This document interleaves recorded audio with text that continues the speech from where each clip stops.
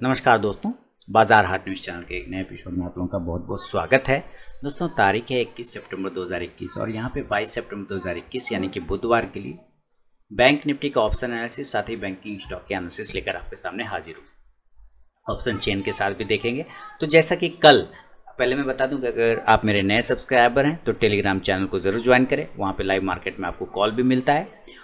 और चैनल को अगर सब्सक्राइब नहीं किया तो सब्सक्राइब करिए, बेल आइकन प्रेस करें जिससे मेरे वीडियो के लेटेस्ट नोटिफिकेशन मिल जाएगी सबसे पहले। तो बैंक निफ्टी पे मैंने कल क्या बताया था कि अगर इस बॉक्स के अंदर में आ गया तो फिर वापस ये नीचे वाले जोन पर आने की कोशिश करेगा और 36,500 एक इम्पॉर्टेंट सपोर्ट जोन है, ऐसा कल मैंने बताया था। साथ ही ये भी कहा था कि 37,000 टूटने के बाद इसमें गिरावट देखने को मिलेगा जो 36,500-600 तक लेके जा सकता है। ऊपर के जोन पे ये भी बात हुई थी कि 37,500 ऊपर के साइड में रेजिस्टेंस देखने को मिलेगा। बड़ा रेजिस्टेंस 37,700 से लेके 800 का वैलिड है।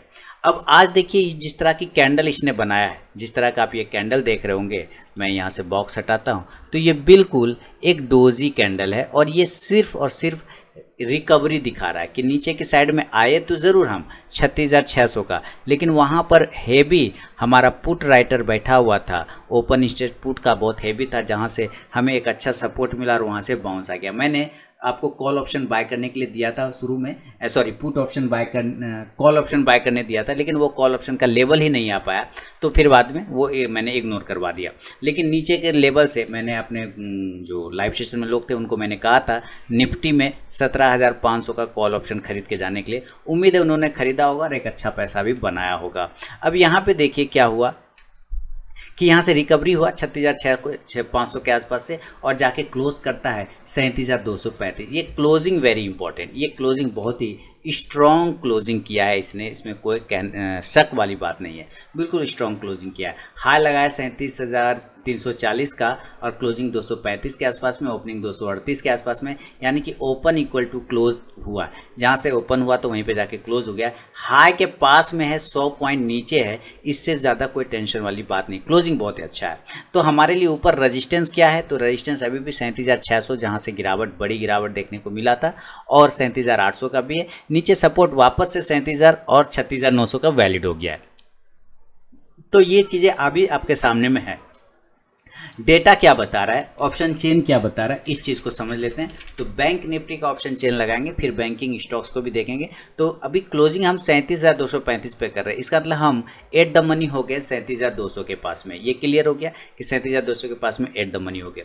यहाँ पे लेफ्ट साइड में हमारा रेजिस्टेंस है क्योंकि हम कॉल को वॉच करते हैं, और यहाँ पे राइट साइड में पुट है हमारा, तो जाहिर सी बात है हम सपोर्ट ढूंढने की कोशिश करेंगे। 37,200 पे अगर हम मुकाबला देखें तो बिल्कुल क्लोजिंग के पास का है चीज़। तो यहाँ 8,29,000 हमारा कॉल राइटर है, इसके मुकाबले हम पुट राइटर की बात करें तो 6,57,000 है। तो छोटा सा रेजिस्टेंस, एक छोटा सा रेजिस्टेंस एरिया हमारे नज़दीक में जो आ रहा है वो है 37,200 का। लेकिन वो कब होगा, जब इसके नीचे वो ट्रेड करेगा तब। लेकिन हम तो इसके ऊपर ट्रेड कर रहे हैं, तो हम इसको कैसे ले सकते हैं, नहीं ले पाएंगे, क्योंकि हम 37,200 के ऊपर ट्रेड कर रहे हैं और हमारा कॉल राइटर ज़्यादा है। लेकिन इसका मतलब है कि अब ये जो है सपोर्ट का काम कर रहा है, ये अब बायर है, ये राइटर ने होके ये बायर में कन्वर्ट हो गया है। तो हम 37,200 को एक सपोर्ट जोन लेके चल सकते हैं। क्लोजिंग हम बिल्कुल उसके पास में कर रहे हैं, इसलिए हम इसको मेक और ब्रेक लेवल भी मान सकते हैं। इस हिसाब से हम इसको छोड़ के हम 37,300 की तरफ बढ़ेंगे तो पता चलता है कि हमारे पास 8,35,000 का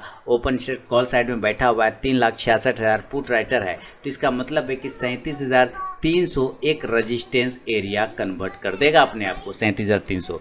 ठीक है, उसके अलावा हम 37,400 की बात करते हैं तो 37,400 पे 7 लाख का हमारा ओपन इंटरेस्ट है, और जिसके मुकाबले पुट में मात्र 2,36,000 है। तो 37,400 का हमारे पास एक सपोर्ट रेजिस्टेंस एरिया। अब यहाँ नीचे हम क्या देख रहे हैं, हम नीचे क्या देख रहे हैं, 14,68,000। ये सबसे ज़्यादा ओपन इंटरेस्ट किस जगह पे बैठा है, तो ये बैठा है 37,500 पे। अगर नज़दीक में सबसे ज़्यादा बड़ा ओपन इंटरेस्ट कहीं पे कॉल राइटर का है तो ये है 37,500 पे, जहाँ 14,68,000 है। और इसके मुकाबले पुट की बात करें तो मात्र 5,77,000 है। तो हम 37,500 का सबसे बड़ा रेजिस्टेंस एरिया लेके चल सकते हैं। काम फिनिश इधर का। अब देखिए इससे भी बड़ा रेजिस्टेंस हमारा सबसे ज़्यादा होगा तो वो है 18,60,000 का, जहाँ 38,000 का ओपन 38,000 के कॉल पुट इस पर स्ट्राइक प्राइस पर 38,000 के स्ट्राइक प्राइस पर सबसे ज़्यादा 18 लाख है। तो अभी 37,500 से 500 पॉइंट ऊपर की साइड में जाना पड़ेगा, तो इसको वॉच करेंगे। ये सबसे बड़ा रेजिस्टेंस एरिया 38,000 का। तो फिलहाल हम 500 पॉइंट उससे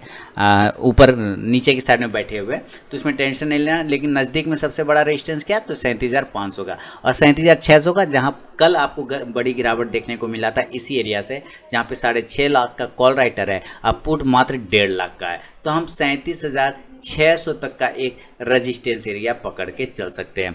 अब हम अगर सपोर्ट ढूंढने की बात करते हैं तो सपोर्ट हमारा क्या बता रहा है, किस जगह पे पुट राइटर है, तो हम 37,100 से अगर स्टार्ट करते हैं तो यहाँ 4,75,000 पुट राइटर है, अब कॉल मात्र 3,65,000, तो 1 लाख ज़्यादा है। तो हम इस वजह से मान के चल सकते हैं कि 37,100 हमारा अभी सपोर्ट बनेगा। 37,000 पर हमारा बड़ा सपोर्ट होगा, क्योंकि यहाँ पे सबसे ज़्यादा पुट राइटर है 15,86,000, कॉल देख रहे हैं तो 12,70,000 है। इसका मतलब 37,000 हमारा एक बड़ा सपोर्ट एरिया है। 36,900 की बात करते हैं तो यहाँ 4.5 लाख पुट राइटर है, कॉल मात्र 1,77,000 है। तो हम यहाँ पे 36,900 का भी एक सपोर्ट एरिया ले सकते हैं और साथ ही 36,800 को भी पकड़ के चल सकते हैं, जहाँ पे 6 लाख के पुट राइटर के साथ कॉल राइटर को चकमा देते हुए 1,82,000 का ही मात्र पुट कॉल राइटर है। तो इसका मतलब पुट इधर हावी है, पुट राइटर, तो हम 36,800 का एक सपोर्ट पकड़ के चल सकते हैं। तो फिलहाल हम ये 4 सपोर्ट पकड़ लेते हैं और 4 रेजिस्टेंस पकड़ चलते हैं। नीचे की साइड में आपको पता है कि आज हम बाउंस कहाँ से किए हैं, तो 36,500 के आसपास से बाउंस किए हैं नीचे के लेवल से।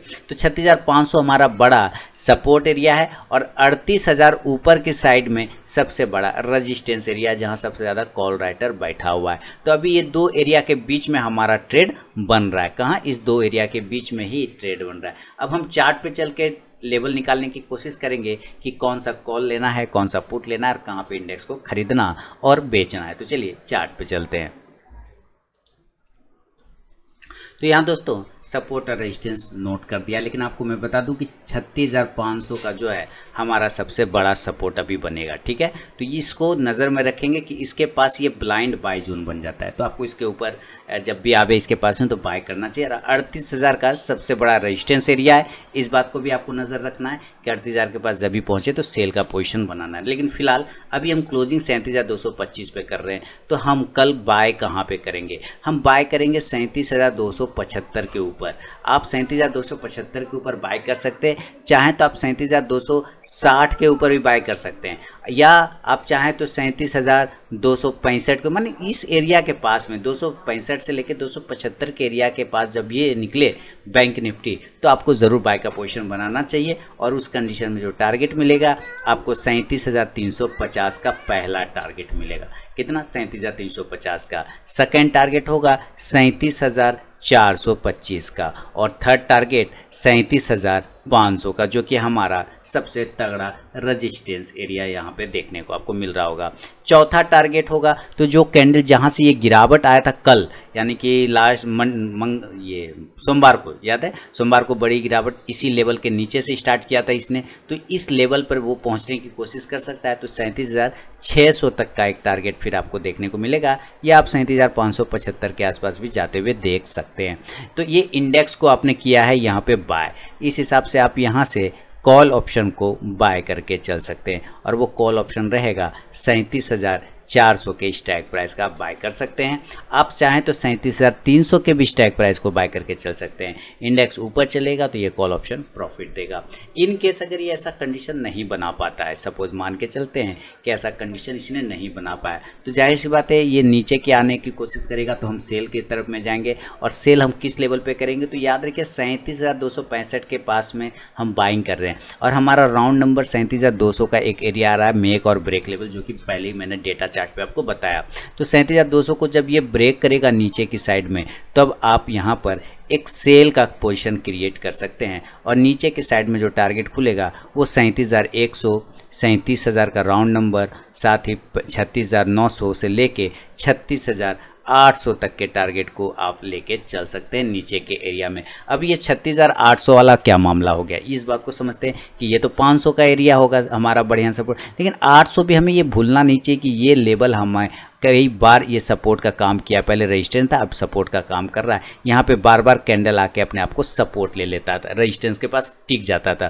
तो ये एरिया काफ़ी तगड़ा सपोर्ट का काम कर सकता है। अगर ब्रीच हो गया तब तो 500 तक पहुंच जाएगा, जहां पर ब्लाइंड बाय जोन जिसको बोलते हैं, आप वहां पे बाय कर सकते हैं। लेकिन फिलहाल ये लेवल आपको नज़र रखना चाहिए, 37,100, 37,000, 36,900, 36,800। इस हिसाब से आप यहाँ से पुट ऑप्शन को बाय करके चल सकते हैं, क्योंकि सेल कर रहे हैं इंडेक्स को तो ऑप्शन पुट ऑप्शन को बाय करेंगे। और कौन सा पुट ऑप्शन, तो 37,200 का भी पुट ऑप्शन ले सकते हैं और 37,100 का भी पुट ऑप्शन लेके चल सकते हैं। तो ये है एक नॉर्मल कंडीशन में बाय और सेल के लेवल मैंने आपको बताया। अगर ये ऐसा नहीं हो पाता है, मान लेते हैं, और ये किसी कारणवश गैप अप और गैप डाउन खुल जाता है, तब आपके लिए सबसे बड़ा समस्या हो जाता है।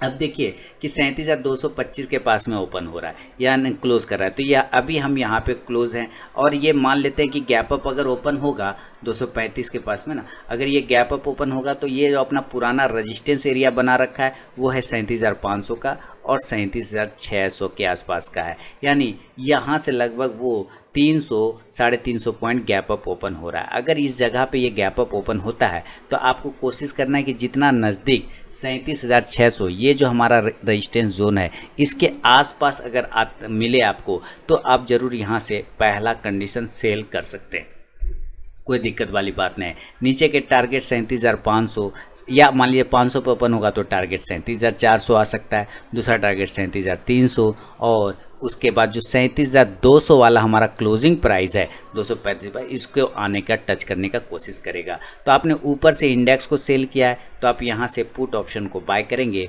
37,500 के स्ट्राइक प्राइस को। इंडेक्स नीचे आएगा तो ये पुट ऑप्शन ऊपर जाके प्रॉफिट देगा।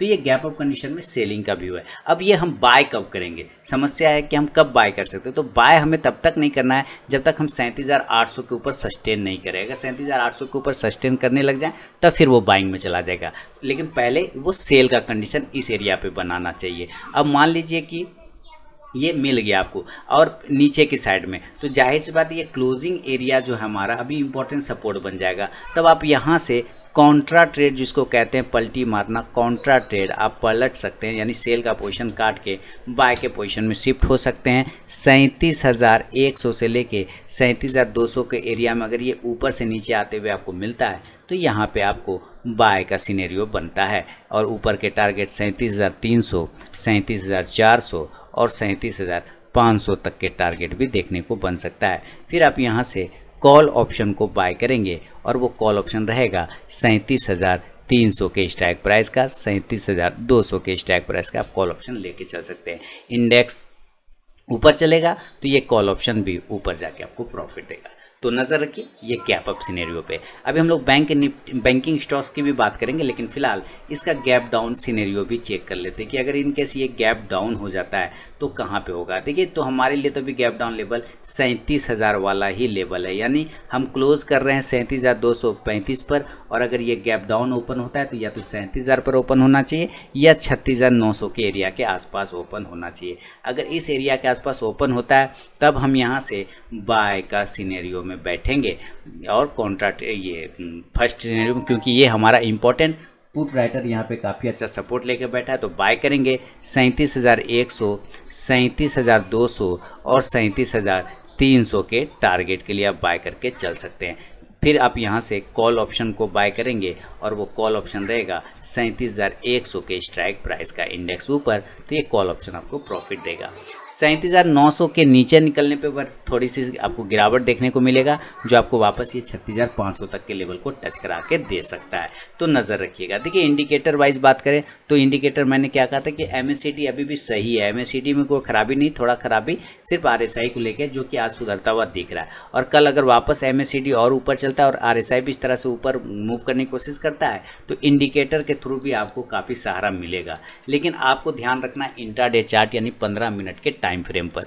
15 मिनट का टाइम फ्रेम हमें क्या बोल रहा है, एकदम वी शेप रिकवरी देने का कोशिश किया, और अगर आप देखेंगे तो इसने एक बियरिश फ्लैग पैटर्न बना रखा है। क्या बना रखा है? बियरिश फ्लैग पैटर्न बना रखा है। ध्यान से देखिए, तो ये इस बियरिश फ्लैग पैटर्न पे भी आपको नज़र बना के चलना है। इस फ्लैग पैटर्न के ऊपर निकलने के बाद ही हमें लेवल खुलेंगे, जो कि लेवल आएगा 37,000 37,300 के ऊपर खुलना चाहिए, 37,350 के ऊपर। 15 मिनट के चार्ट को आप फॉलो करते हैं तो 37,350 के ऊपर में आपको बाय करना है, आपको ऊपर के लेके जाना है, जो कि 37,600 तक के टारगेट को टच कर सकता है। इन केस अगर ये नीचे 37,000 या 37,100 के एरिया को नीचे की साइड में काटता है तो फिर ये आपको 36,800 तक के टारगेट और 36,600 तक के भी टारगेट दिखा सकता है सेल साइड में। तो आपको 15 मिनट के चार्ट पे भी काफ़ी नज़र बना के रखना चाहिए दोस्तों। देखिए आपको ये सारी चीज़ें, मोमेंटम बायर है, अगर आप ऑप्शन बायर हैं तो आपको मोमेंट को कैच करने की कोशिश करना है। यहाँ पर आप देखेंगे कि क्या शानदार रिकवरी आई है, जो कि मैंने कल भी बता दिया था कि इंपॉर्टेंट सपोर्ट जोन है। आप देखेंगे इसी एरिया के पास से, आप देख रहे हैं यही एरिया आपका इंपॉर्टेंट सपोर्ट बनाता है और यहाँ पर से इंडेक्स जो है क्या शानदार तरीके से एक, अगर आप देखेंगे तो राउंडिंग टॉप जैसा कप विथ हैंडल पैटर्न भी बना के रखा हुआ है। तो बहुत सारे पैटर्न बने हैं जिस पर आप ट्रेड कर सकते हैं अगर आपको पैटर्न का नॉलेज है तो ये है बैंकिंग स्टॉक, बैंक निफ्टी पे मेरा अपना व्यू। आप टेलीग्राम चैनल भी ज्वाइन कर सकते हैं लाइव मार्केट में कॉल प्राप्त करने के लिए। अब चलेंगे हम लोग ज़रा बैंकिंग स्टॉक्स की तरफ और लगे हाथ देख लें कि बैंकिंग स्टॉक्स में कौन सा बैंकिंग स्टॉक्स क्या कर रहा है। तो बैंकिंग स्टॉक में सबसे पहला जो बैंक होगा वो होगा एक्सिस बैंक का। देखिए क्या शानदार रिकवरी, साथ एकदम बैंक निफ्टी के जैसा इसने भी रिकवरी दिया है। ऊपर 800 का एक रेजिस्टेंस एरिया, अगर वो ब्रेक करेगा तो 810 से 820 का इंट्राडे टारगेट बन जाएगा। सारे बैंकिंग स्टॉक उसी तरह रिकवर करते हुए दिखाई दे रहे हैं, लेकिन बैंक ऑफ बड़ौदा जब तक 81 से 82 के ऊपर सस्टेन नहीं करे तब तक हाथ नहीं लगाना है। बैंक ऑफ इंडिया भी देखिए नीचे के लेवल इसने कंप्लीट कर लिया, ये जोन है ना, कल मैंने बोला था कि आपको 55 के एरिया पे मिलेगा।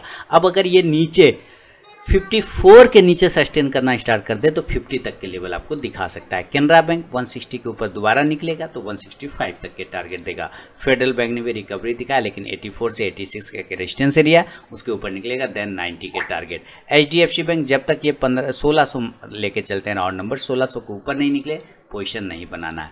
ICICI बैंक एक अच्छा रिकवरी का संकेत, और ICICI बैंक ऊपर की साइड में अगर निकलता है 715 से 16 को तो 720 से 25 का इंट्राडे टारगेट दिखा सकता है। IDFC first bank long term stock रखिए, पोर्टफोलियो स्टॉक रखिए, इंट्राडे ट्रेडिंग इसमें नहीं करना है, शॉर्ट टर्म ट्रेडिंग नहीं करना है, सिर्फ portfolio stock buy on dip. Indian bank 130 के पास ही होल्ड कर रहा था, कल 135 के ऊपर निकलेगा तो 140 तक का टारगेट दिखा सकता है। इंडसइंड बैंक ने 0.5% की तेजी दी, शानदार तरीके से अपने लो प्राइस से ऊपर की तरफ भागा। अब 1150 का रेजिस्टेंस एरिया अगर ब्रेक करता है तो 1175 से 1200 तक के टारगेट बन जाएंगे। कोटक बैंक 2050 के ऊपर निकलने के बाद नया पोजीशन 2100 के लिए। PNB बाय ऑन डीप करना है, पोर्टफोलियो स्टॉक बना के चलना है। RBL बैंक 180 के ऊपर निकलेगा तो 190 का टारगेट। SBI अब जब तक वापस दोबारा 450 से 60 के ऊपर सस्टेन नहीं करे मजबूत नहीं होगा। Yes bank, no view. Union bank 37 के ऊपर ट्रेड कर क्लोजिंग करेगा तो 39 का टारगेट। बंधन बैंक 290 के ऊपर निकलने के बाद 300 का टारगेट, और AU स्मॉल फाइनेंस बैंक 1150 के ऊपर निकलने के बाद 1175 से 1200 तक का टारगेट दे सकता है। तो ये है दोस्तों बैंकिंग स्टॉक्स पर भी मेरा अपना व्यू। अगर पसंद आया तो कमेंट करके ज़रूर बताएं। मिलूंगा नेक्स्ट वीडियो में, तब तक के लिए बहुत बहुत धन्यवाद।